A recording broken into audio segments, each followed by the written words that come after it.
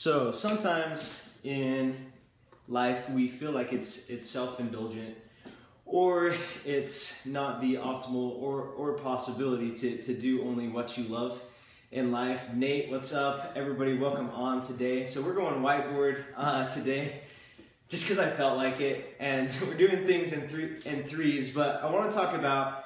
I wanted to use a whiteboard. Yeah, do only what you love. I love whiteboards, okay?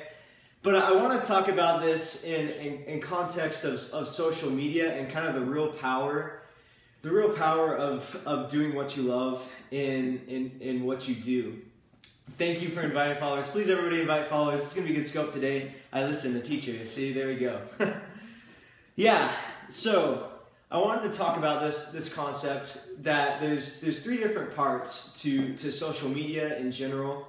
And I think life more broadly, but I'm going to apply this particularly with social media. Is the first, you have truth. So, and the fundamental, like the fundamental thing with life is truth like exists on or off of social media. Yeah, so on or off of social media, these are things that just work with people in general. It's like the underlying format of things. And then you have, underneath it, you have techniques. So techniques are like specific applications of the greater truth. So you have, like with social media, like the different techniques that you can use to gain followers and do different things like that. So that's the techniques. And then finally, you have the technology itself. So, and this is why I don't write on the whiteboard, just because my handwriting is terrible.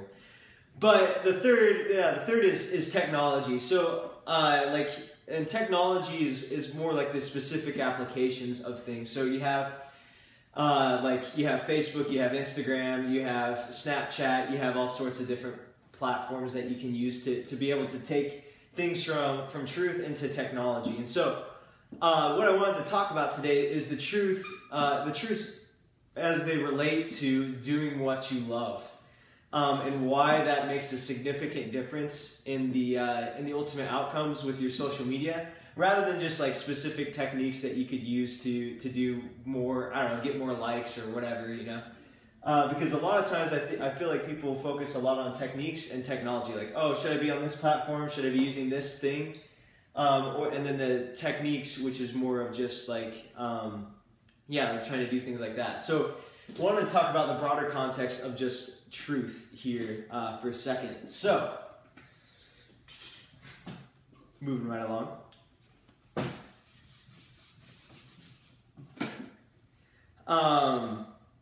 Here's the first truth, is if you put passion in or put passion out there, you'll get passion back to you. Mr. Beck, today's teacher, I know. Feels a lot like people only using tactics instead of having deep strategy. Yeah, and deep strategy is really important, and it should come, and like kind of like what I want to talk about today is like the way that it should come from a deep place of passion. Hey Grant, welcome up. What's up, teacher? I know. I guess yeah. So I wanted to give an example for this. So if you're on a bus and you're wearing your Spock t-shirt and someone sits next to you, notices like that you're wearing a Spock t-shirt, and they're like, oh hey, well you like Star Trek too? And it's like, yeah, like that one time they got stuck in some random place in the galaxy, that was awesome.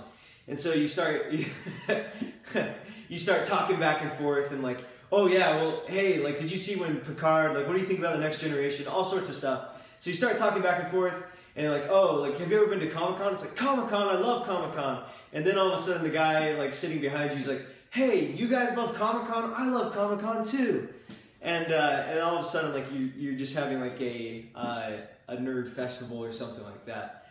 So it's the same idea with doing what you love, is because doing what you love allows you to be able to have those passionate type of conversations. Because when you put out like, yeah, Nerd Festival, when you put out like that I'm super passionate about that, then other people will be attracted that are passionate about it as well. And you want to have a lot more passionate of a community anyway. So passion out, and then people will give you passion back in. And I guess you can flip that too. So the second part is the idea. I know, Oregon Strong. See, and I think you're a great example of that. I was thinking after Bruce Scoper yesterday, I realized I don't know your name. Yeah, so she's Emily. So, but Oregon Strong, yeah, like I think that idea, since you're passionate about Oregon and that idea, has a lot better potential for something like that succeeding than something else, because of the second reason. When you do only what you love, it creates tenacity, which is like the ability to stick through things. Because the word passion, I learned this morning, the word passion and the origin, stick-with-itness, the origin comes from the two words that mean suffering and enduring. So passion meaning like suffering and enduring for the thing that you love, you know? So if you put passion out, you get passion in. If you have passion, you have tenacity, which, and I didn't do a scientific study about this, but I think that I'm going to give an example that I think will prove the truthfulness of this. Your success doubles. because like tenacity, like you stick through things, but I want to give an example. I know. Yeah, like, okay, so let's give this example. So Betos, what Nate brought up, is a burger or burrito restaurant in Utah. That's amazing. So like when I was a kid, we used to have like, so there's 8 kids in my family, a lot of kids, and we used to have like a big debate whenever we go out to eat. And so like if we were gonna go out to eat and somebody decided like, oh, we're gonna go to this place that I don't like, then all of a sudden like I'm trying to think of every I try to think of every excuse in the world why we shouldn't go there, you know? It's like, oh, well, like, that's so far away, like, it's, you know, it's not good family seating or whatever, I don't know, anything that I could think of to try to get out of that. But if it was Betos, and if it was something like that, Betos or Chuckarama, which is a buffet, either one of those, like, I would make any excuse to go to. And it's the same thing with success, is if it's something that you love doing, you're going to make every excuse to go out there and do it, you know? You're going to find any way. If it's raining, it's snowing, whatever else, you're going to go out and do it. But if not, then you're just going to try to find every excuse not to do it. So that's another reason why Chuckarama. I know, we need to go, Nate. Yeah, even when others think you're crazy. Yeah, when others think you're crazy, it doesn't matter because it's like what you love. And so like, your success is going to double on everything. So that's that's the overarching, what I believe to be truth about this. And now let's go into like the techniques that relate to this truth. And then at the end, I'm going to give you some great questions that I've been getting from this book that I think is awesome, to kind of help you gauge like if something's an activity that you should do or if you shouldn't do it. Okay, So the application is you love. Hopefully that stays on screen. Okay, yeah. So post only what you love. And not just posting just to post. In a day and age when there's no excuse as to why you can't turn what you love into making a living. Very true. Very true. Yeah, so the first one right here is to post only what you love. Because like, so I recognize this in a scope is like looking at the content and then seeing like asking yourself, do I really love what I'm putting up on there, you know? Because the question is, if you don't love it, why should anybody else love it? Yeah, because like I found myself doing this on Periscope too. It's just like, okay, well, why did I post that quote? Like, do I love this quote, or did I just post or put a quote on Periscope just to put a quote on Periscope? And so but like yesterday, like I tried to pick quotes that were like, I really love what this says and what this means. And I feel like it's more authentic and it like builds like trust with people, and it's going to build your brand better Because nobody shares things. That's the thing about social media, is nobody shares things just because they want to share things, pretty much. When they're going to use their social capital to share what you put out, it's because they love it too. So you have a lot greater odds of somebody else loving it if you loved it first. So second application, and this is an acronym. Okay, this is a ridiculously long acronym, but it's going to be easier than writing it up on the board.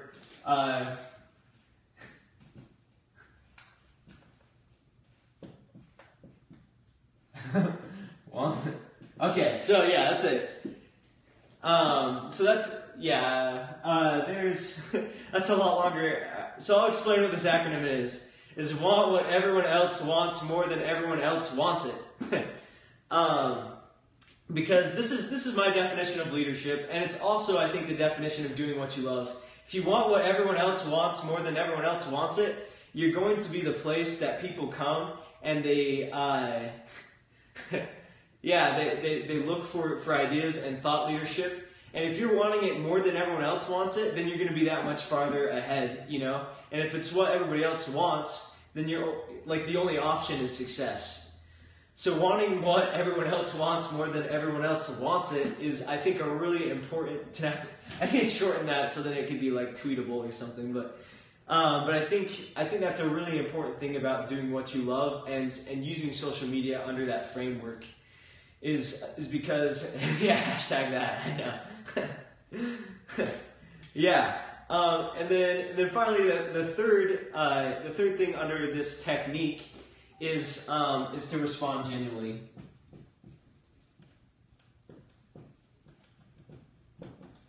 So responding genuinely to what people post and what they say is it really needs to come. So it's like this technique out of this idea of doing what you love, because you should only really respond to people if you're having a genuine conversation.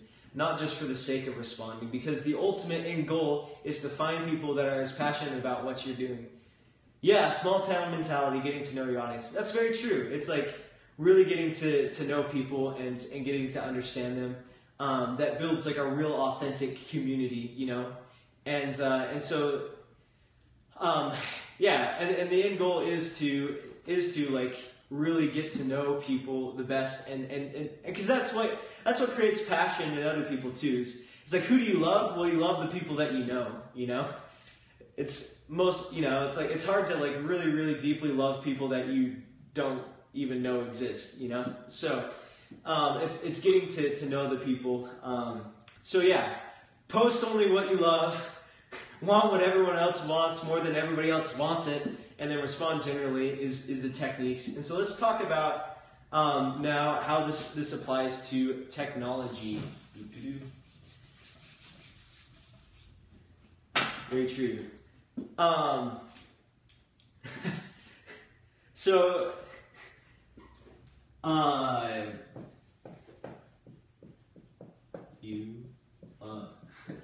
So there's a lot of options of where you can spend your time with social media.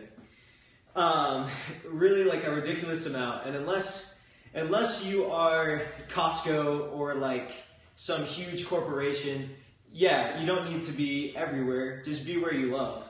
So like, there's a lot of different technologies, but you're going to be most successful on the platforms. Yeah, and you love Instagram, so just be on Instagram, be on Periscope if you love Periscope. Because you're going to be so much more successful for the reasons that we talked about above. Yeah, I love it, Nate. Anchor. Okay, well that one doesn't count, Nate. Nobody should be on Anchor. Just kidding. Yeah, but like being where you love is going to be able to give you traction because you're going to think about it when, like, I don't know, it's just like Periscope. Like Periscope, like I love to death, I love, my heart is broken. Yeah, but it's like Periscope, it's like I love it to death. So like, what am I doing? It's like every night before I go to sleep, I'm thinking like, well, how can I get more, how can I do better on Periscope? How can I give better content? Like, how can I make this funnel work for Netmark? Like all sorts of stuff like that.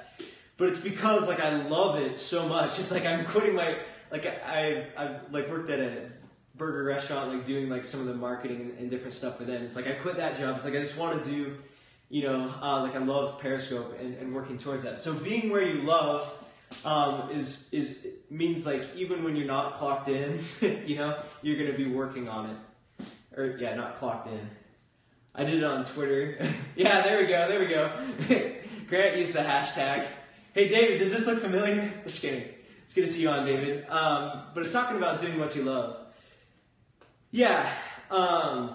So the second thing is using the tools and technology to copying my whiteboard.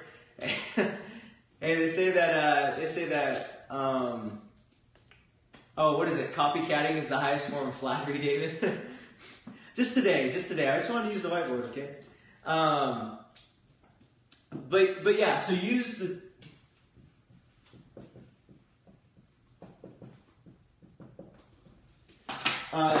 people who love what you're doing. I should have shortened that. So yeah, using tools to find people that love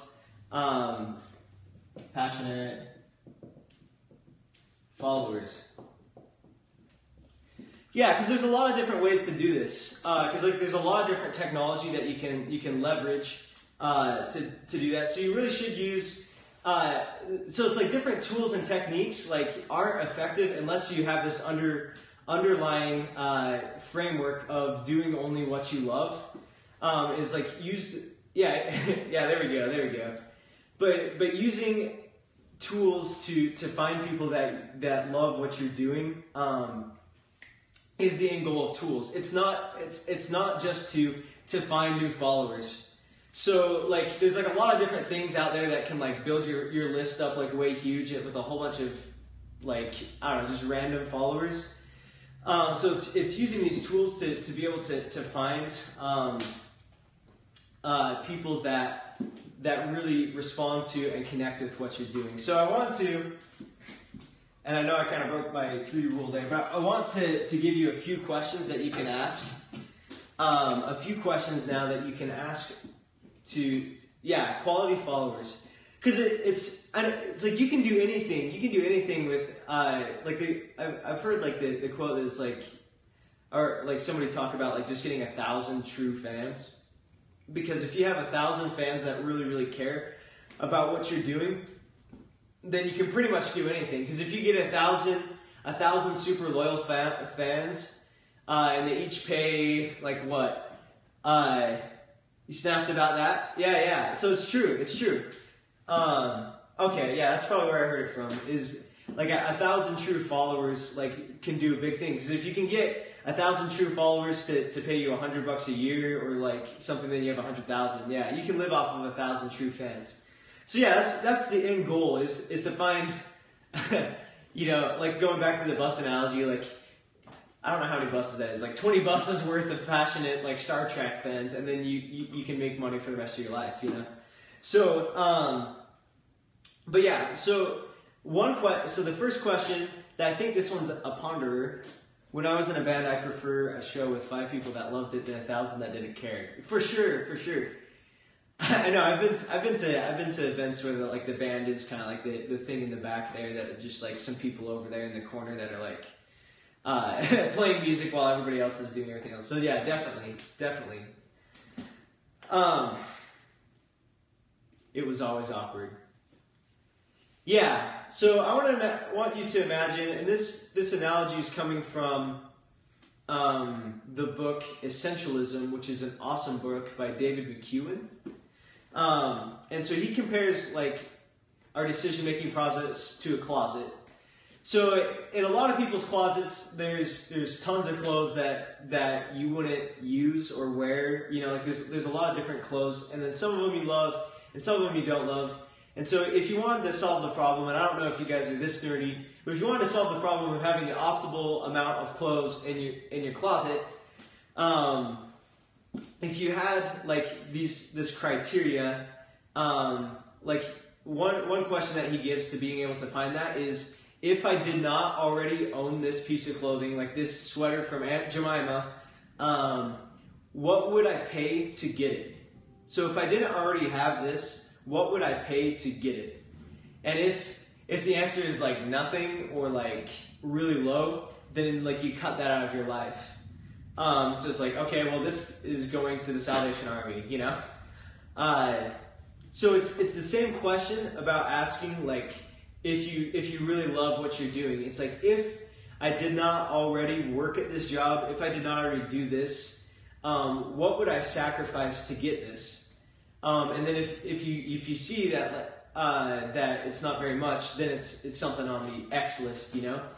Because in the book it talks about how most things are trivial. There's the trivial many and there's the essential few. And most things aren't like using us to the best of our ability. And so we need to have really high standards as far as the questions that we ask. Because if you asked a different question for the closet, like, could I possibly wear this again? Then yeah, your closet's going to stay super full for a long time. And just like your life, is you're going to have a ton of different activities putting you in a billion different directions. But that's not the point. The point is to ask, like, what is the highest contribution that I can make and the activities that lead me towards that. Yeah, it's a great book. We're going to talk about it on Monday, but I think it's an awesome idea because with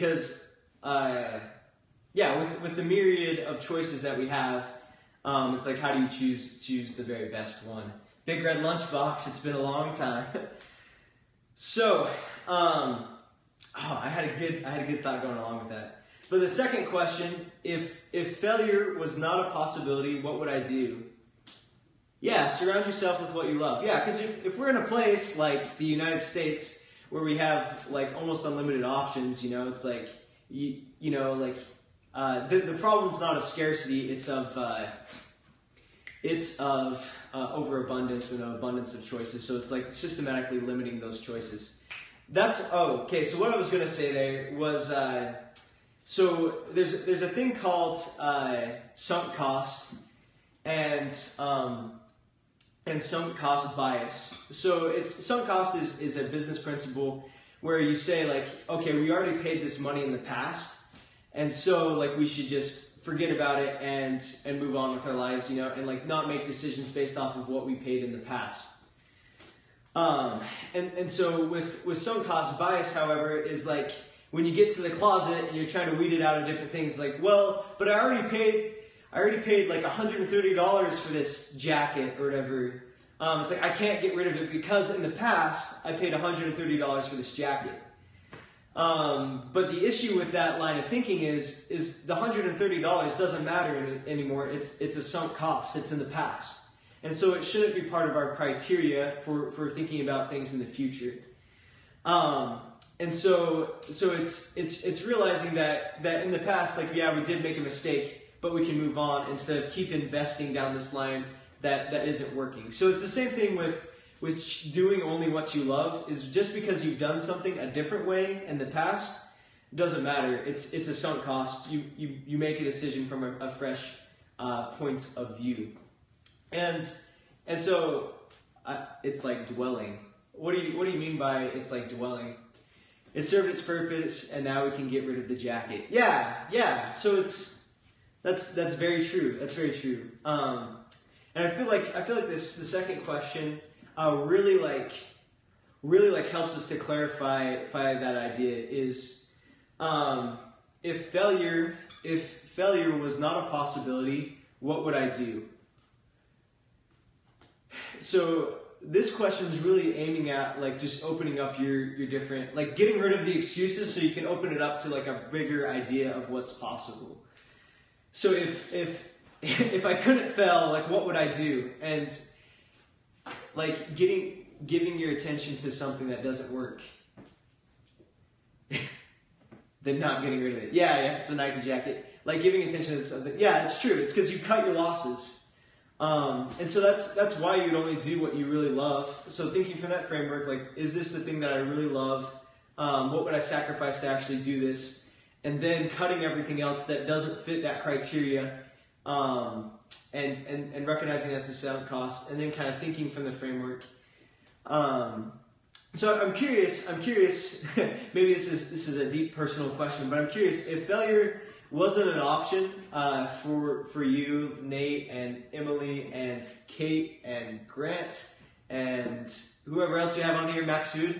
If failure wasn't an option for you, what would you do? Professionally, I guess. What would you do professionally? It's a deep question. It's a deep question, so it's a thinker. But I'd love to hear your answers to it. Go all in on everything.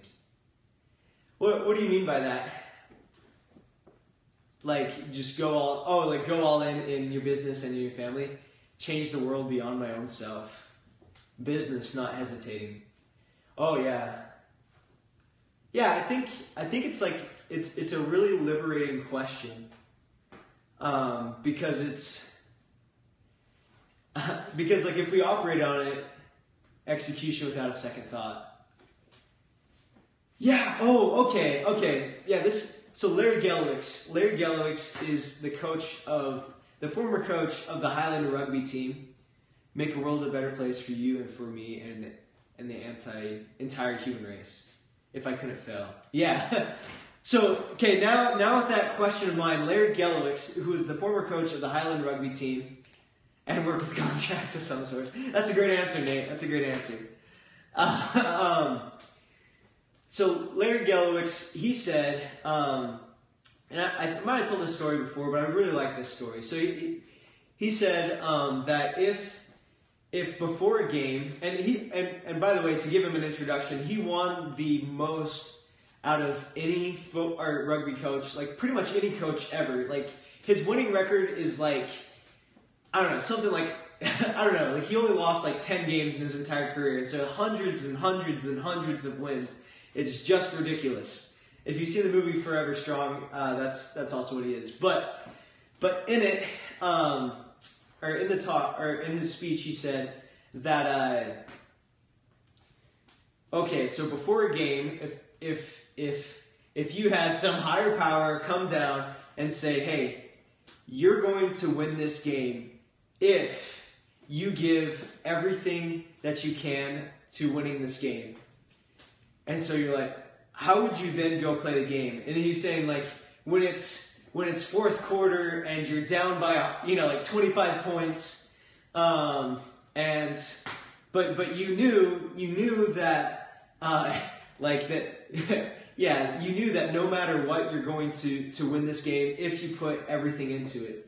And you have an absolute guarantee and promise. Like, how would you play the game at that point?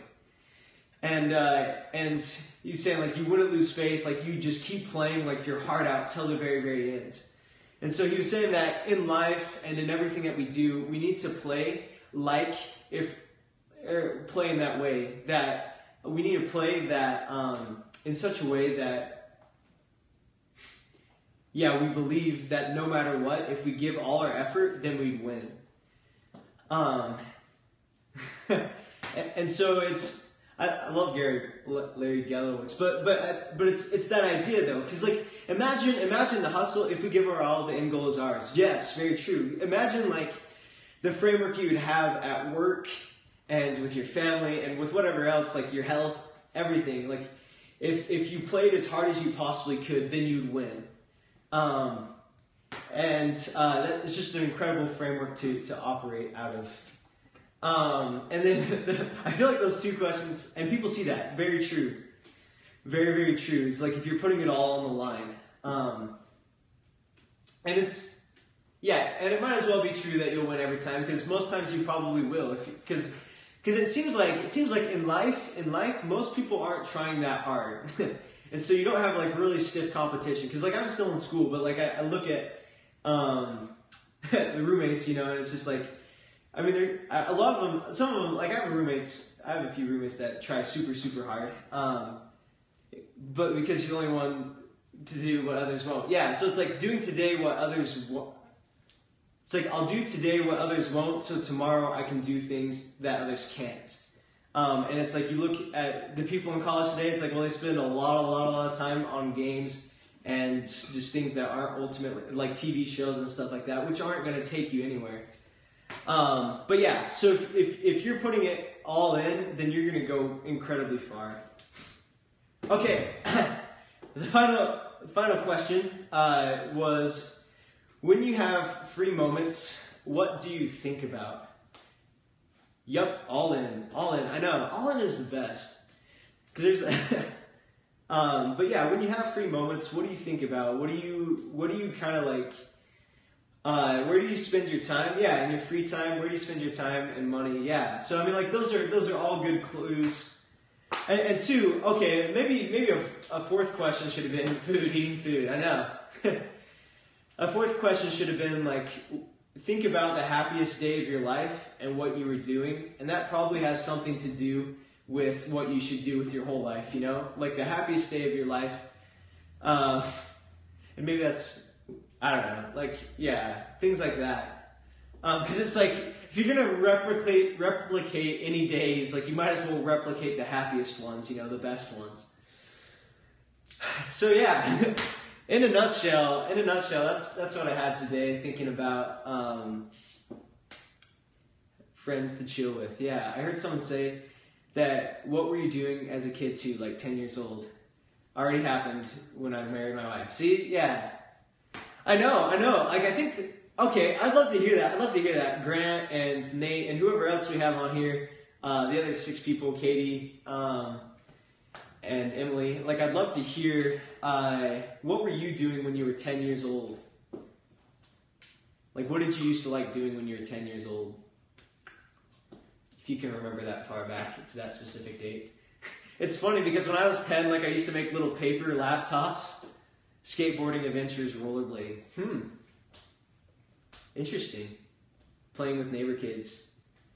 Yeah, I used to make paper laptops that you could like, in my little plastic desk, eating Otter Pops and swinging on my neighbor's tire swing. Riding my bike, but not, I don't ride a bike anymore. Okay, I was the ringleader. I wanted to be ultimate fighter and be a champion. Yes. Well, it looks like one of us is doing what they're doing when they're 10. Just kidding. Now I just don't have paper computers, but just kidding. That is interesting though, tire swings. Yeah, how do you think it plays into your life today then? So it's tons of karate. Yeah, how do you think personality? Okay, that's probably true. Is it plays into your personality, like being the ringleader or something like that? Notice it sparks something in us. That's true. I wanted to be famous like Steve Jobs and Bill Gates. Oh, you are, Grant. When we talk about it. Yeah, that is interesting, like that what you were doing when you were 10, because like I remember like going over and like seeing my friend's lemonade stand, and like they wouldn't ever let me like do anything with their lemonade stands. I just wanted to be a mom. I did that. Yeah, check that off the list. Yeah, like I saw the people with their lemonade stand, and I was just like I really wanted to join it, but they'd never let me do it. So it's like I think that's what really made me want to do like business. Yeah, see. Yeah. I think that's super interesting though. Like thinking about back to when you were 10 years old and think about that. Hey, MLM Pro School, what's going on? We're having kind of a deep conversation right now. So we're talking about like doing what you really love. And I'm curious. Yeah, what's up? Curious, what were you doing when you were 10 years old? So we had a roller skating ringleader, like somebody with Otter Pops and tire swings. Also, they say to ask what you do on your Saturday nights and also what you say you're good at. Yeah, that's true. Like what you're doing on your Saturday nights like really is a good indication of what you're passionate about and what you love. All good checkpoints. Of course, that wouldn't be true like a few years ago because I'd be working at a food service restaurant, but yeah, so I think that's super interesting. Like what you're all talking about. Too deep, guys. I don't have the emotional intelligence for this. Yeah, but you were working, so that's probably true. You were mowing lawns? Okay. How do you think that affected your life now that you were mowing lawns when you were 10, and what you're doing for your work now? And I checked out your website once upon a time too. I think MLM Pro School taught me to hustle.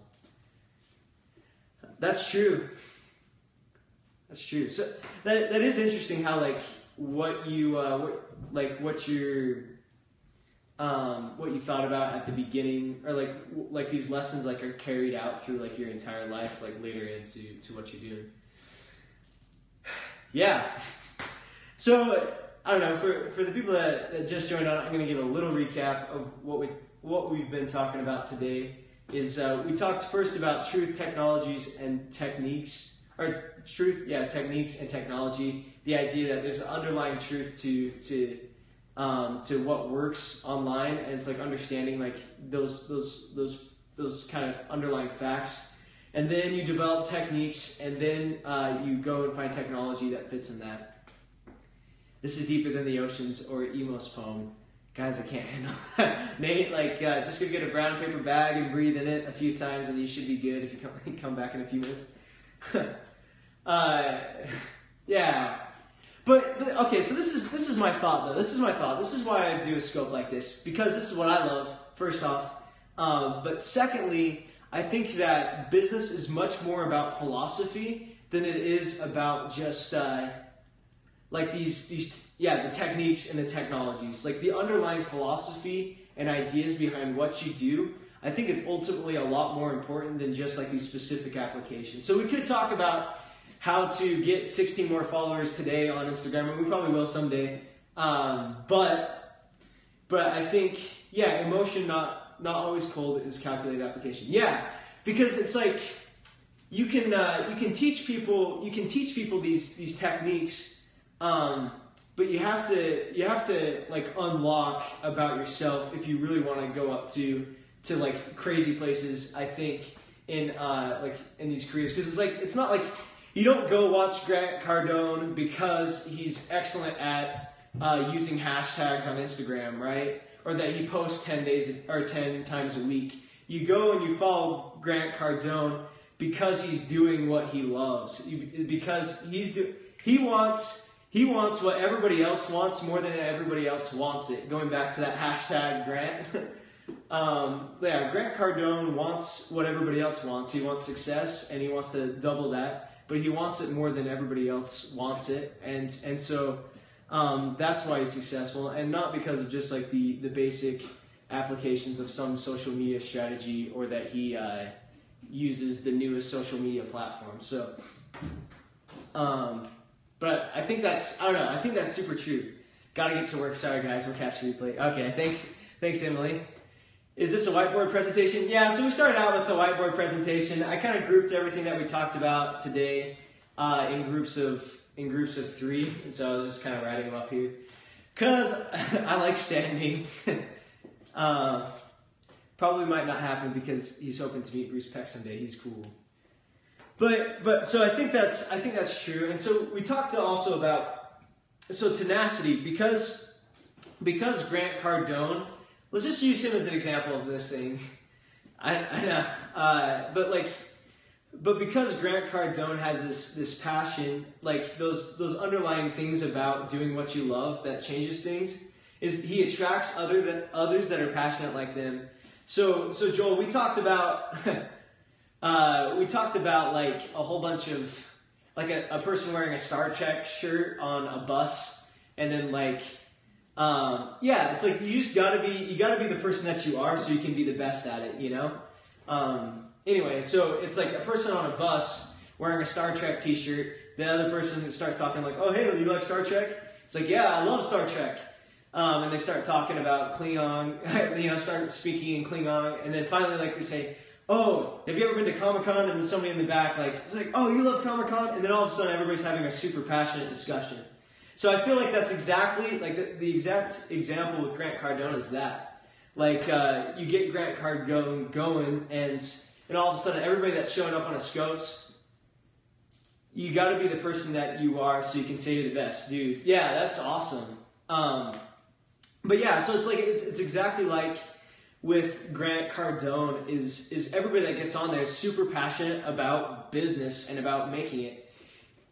Can't fake it until you make it. Real success comes from being genuine. Yeah. So it's very true. It's very true. Because it's just like, because like your actions naturally follow like what you truly think. It's like, and even like body language, it's interesting. Because like when you really believe what you say, you use your dominant hand.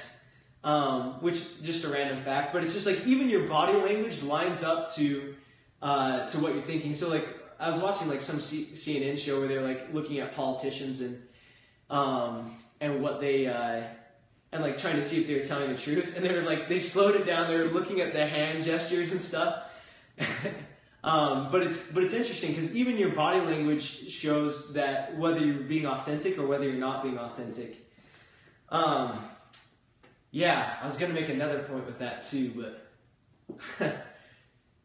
but I think that's true. And then like your ability to stick with things, like when you do what you love, is like exponentially better than if you don't just love what you do.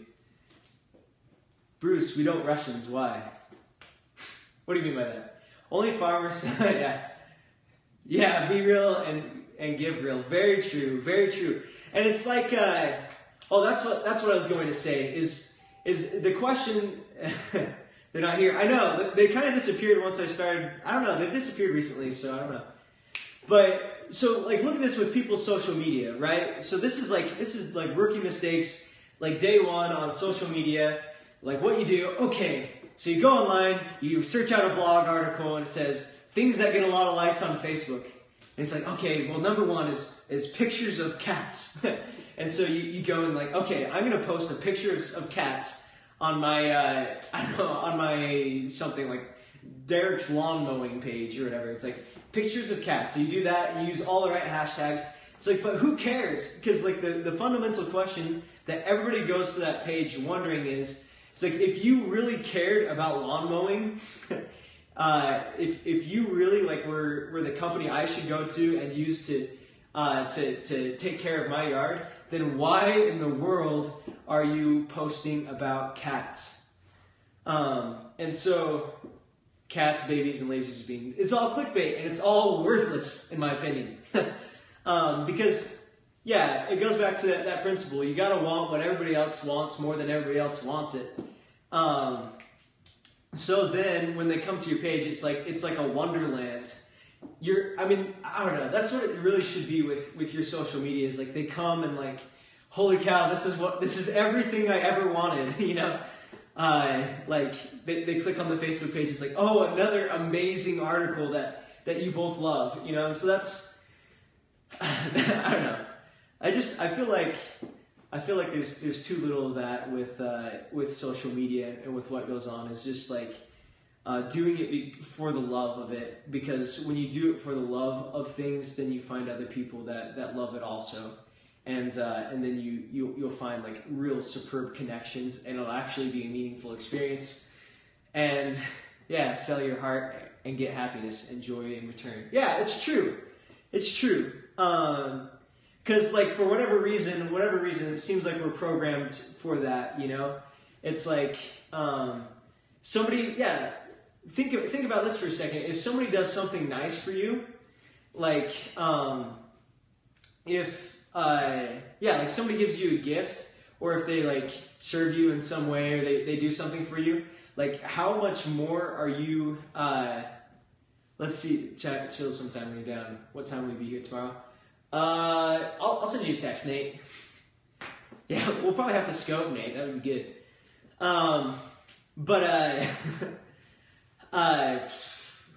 One more point I was going to make of that. But yeah, it's like when somebody does something nice for you, when somebody does something kind, like all of a sudden, or like somebody has some kind of thing in common with you, like all of a sudden they have a lot more power and sway in your life than somebody that just like asks or just doesn't give you a lot of value. It's the reason many hobbies become businesses. It's passion that grows. Yeah, and it's like you might as well, because you can, You might as well do exactly what you love because you can. And nobody's forcing you to do, well, I don't know, maybe they are. But like only in rare cases are people forcing you to do stuff in your life, and 98% of it you still have control over it, even within like circumstances. So, but yeah, so that's essentially what I got today. So go out, do what you love. If you're new on the scope, my name is Bruce Peck. I'm from Netmark.com. And we are obsessed with getting you massive results with your online marketing. It's been great to have you all on today. It's been fun to use the whiteboard. It's good to see Katie and Joel and MLM Pro. One more point. Hold, please. Oh, you got one more point, Joel? Okay, then I won't close out. Awesome, thanks. Yeah, thanks, Grant, for coming on. Have fun out there in Hawaii. P.S. My sister lives in Rigby. Really? So super close. Call me, please. Okay, yeah, I can call you after this, Jonah. Yeah, Rigby's close, isn't it? I know some people in Rigby. Entrepreneurs follow their passions. Employees follow other people's passions. Boom! Okay. Awesome way to close it out. Awesome way to close it out, Joel. I think that is awesome. So, yeah, thanks, everybody.